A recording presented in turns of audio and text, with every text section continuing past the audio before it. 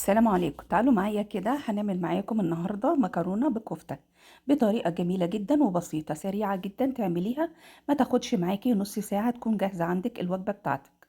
عندي هنا نص كيلو لحمة، انا هعمله وهبهره معاكم واعمله كفتة.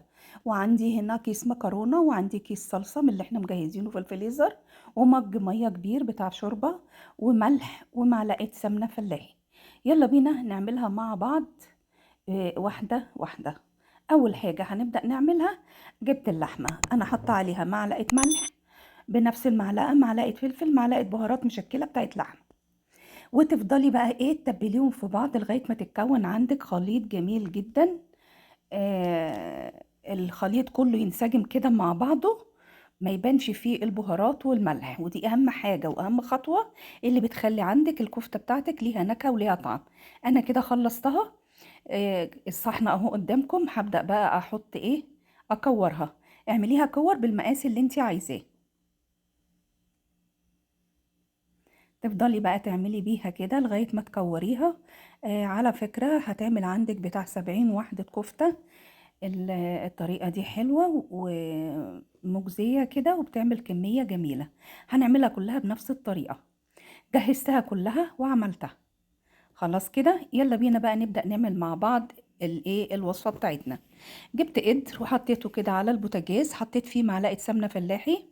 قلت بلاش زيت زيتون، احط سمنة عشان اشوح فيها الكفتة.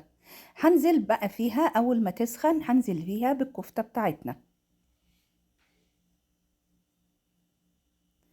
انزلي كده بكمية الكفتة بتاعتك، وافضلي شوحي فيها لغاية ايه ما تبدأ الكفتة بتاعتك كده تتماسك شوية وتتحمر وتتغلف كلها داير ما يدور. شوية كده الدنيا كلها تسخن وهتبدأ اهي بصوا، بسم الله ما شاء الله بدأت اهي تسخن مع بعضها وتبقى كويسة. قلبي بقى لغاية ما ايه ما تتشوح معاكي وتاخد تشويحة كويسة، تنزل شوية السوائل بتاعتها، وبعد كده تبدأ ايه تشربها تاني. خلاص كده تبقى جاهزة عندنا اهي، بدأت تتحمر اهي معاكم. في الوقت ده بقى جيبي كيس الصلصة بتاعك فضيته في الطبق، وهنحطه. الصلصة دي فيها بصل، عشان كده انا ما حطيتش في الكفتة بصل.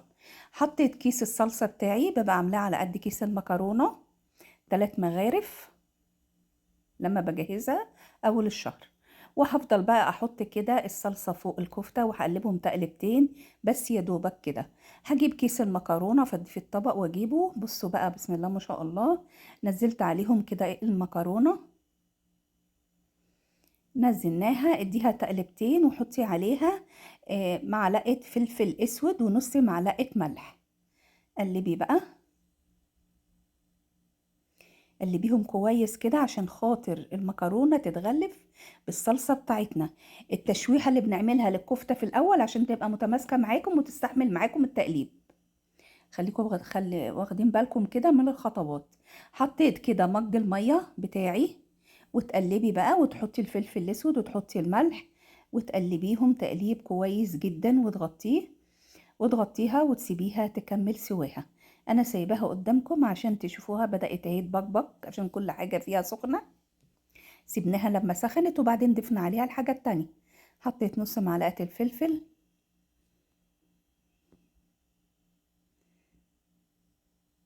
هي كده بقى ما شاء الله كويسة. حسيت ان هي محتاجة تاني، يبقى انا كده حطيت مج ونص مية. ايوه لازم كده المية تكون مغطياها عشان المكرونة عندك هتستوي وهتتضاعف وهتديكي كمية جميلة جدا 2 سيرفيس. بصوا كده بسم الله ما شاء الله استوت ومفلفلة وجميلة، وهي دي الطريقة بتاعتنا. قولوا لنا ايه رأيكم في التعليقات، وما تنسوش تقولوا لنا انتوا بتتابعونا منين.